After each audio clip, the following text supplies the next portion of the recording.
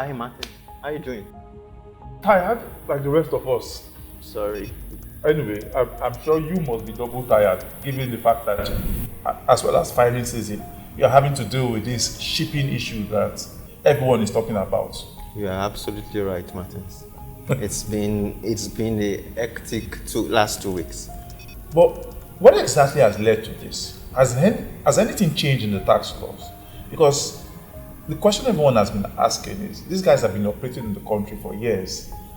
The laws haven't changed. So where has all of this just suddenly come from? Well, so the laws haven't changed, to be honest. The provisions of the law that the tax authorities are relying on in respect of the company's income tax that's been charged on the companies has actually been around for like 62 years. Oh, Wow. wow. It's not new. What has changed is that the tax authorities are looking for revenue. If you note, when the Minister of Finance made a budget presentation earlier in the year, she had indicated that the government was looking to generate about 553 billion from sale of spectrum license and additional money from the maritime sector. So this, I think, is part of the areas that the government is looking at to mobilize revenues. So that's what it is, really. Yeah, but 10 years is a pretty long time. How does this even play when you consider that we have a 6-year statute of limitation in Nigeria? Does that even apply in this instance?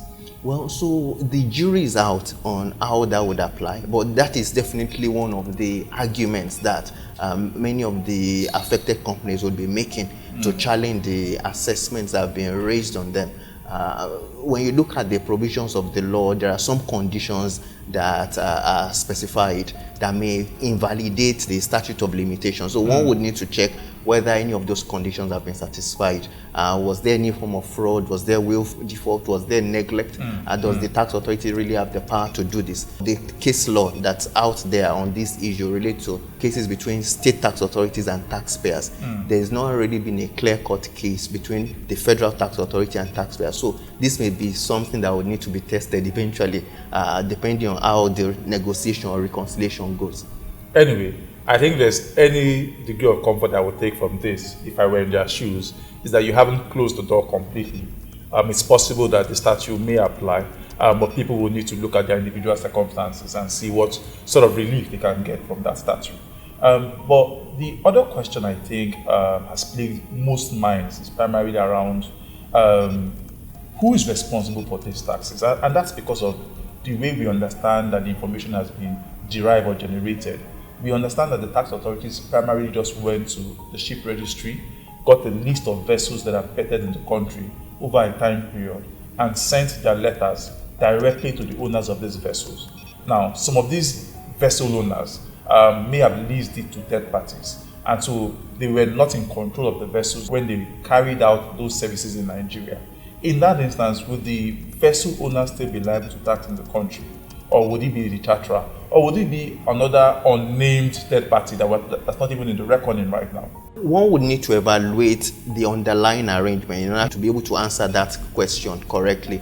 So depending on the nature of the charter, for instance, whether it was a bareboat charter, a time charter, a voyage charter, that may determine whether the ship owner would come within the Nigerian tax net. So one needs to look at that, the charter party. One also needs to look at, the arrangement between the charterer and even the companies that are entitled to load the crude from Nigeria. So one needs to look at all the underlying arrangements to be able to determine which parties are liable. But if you look at the provisions of the law, what it essentially says is that when you have a foreign company that is engaged in maritime transportation in Nigeria, and any ship that it owns or charters calls at any port in Nigeria, then the profits that will be deemed to be derived from Nigeria, or the loss that will be deemed to be derived from Nigeria, will be that relating to outbound freight, relating to passengers or cargo loaded or shipped from Nigeria. So one needs to look at how that provision would be applied in light of the underlying contractual arrangement that the relevant parties have entered into.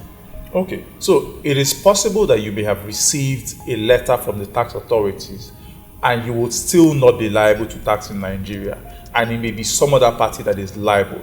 So don't fret because you've received a letter. You need to look at the peculiarity of your own situation. You need to understand what your contracts are, and then you then need to speak to someone who will be able to better help you understand what your obligations are in the country in the light of your peculiar circumstance.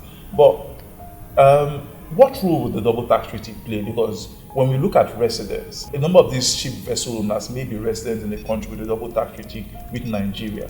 And some of these double tax treaties already have provisions around mutual assistance, reciprocal arrangements, and all of that. How will all of that play when we consider the peculiarity of the situation?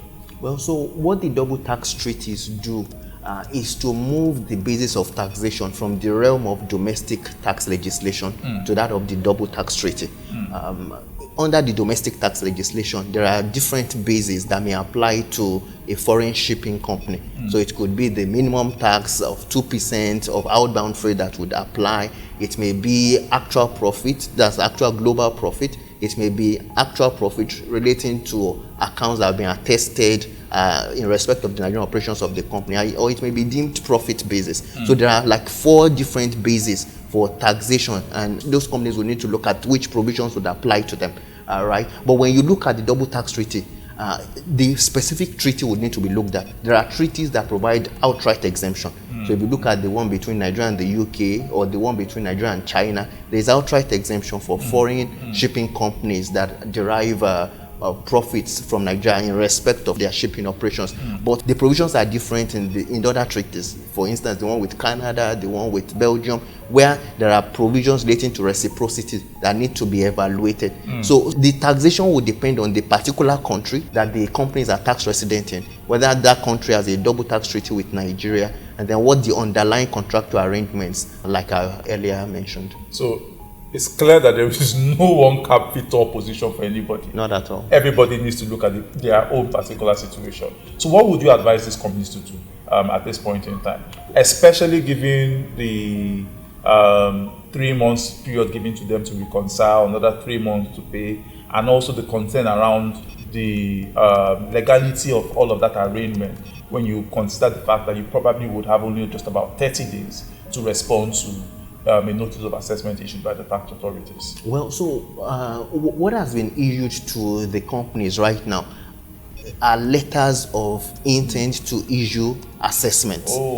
So based on the law, there is no clear-cut timeline within which to respond. But in practice, companies typically want to respond to those letters within 30 days. Because once an assessment is then issued, it becomes more difficult to make any variation. You know, sometimes conversations may need to be held with the FRS management in Abuja to resolve those issues. So the earlier companies respond, the better. So my advice to the companies we are advising currently, or to any company affected, is to respond within 30 days of receiving those letters from the tax authority, and begin to engage with the tax authority. The tax authority has adopted some freight figures that needs to be evaluated using the information that is available to the company, because at the end of the day, it's about using the correct information. And then look at the contractual arrangements. There may be contractual arrangements that may not even warrant any taxation for the ship owners, for instance. And so at the end of the day, the assessment may not result in any liability whatsoever.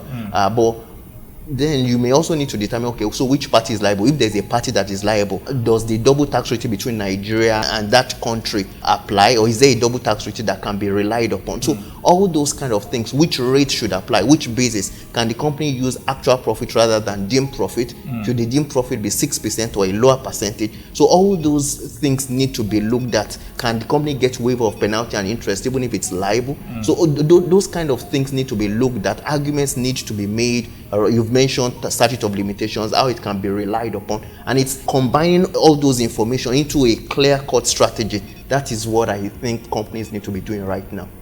If you ask me what anybody should be doing right now, my answer would be simple. Speak to Akinwale. He seems very much on top of the issues, and I'm sure that he will be able to guide you through your own particular situation and ensure that you are able to respond appropriately, respond on time, and also ensure whatever you communicate is a reflection of your actual tax obligations in Nigeria. Thanks, Akinwale. Thank you very much, Martin.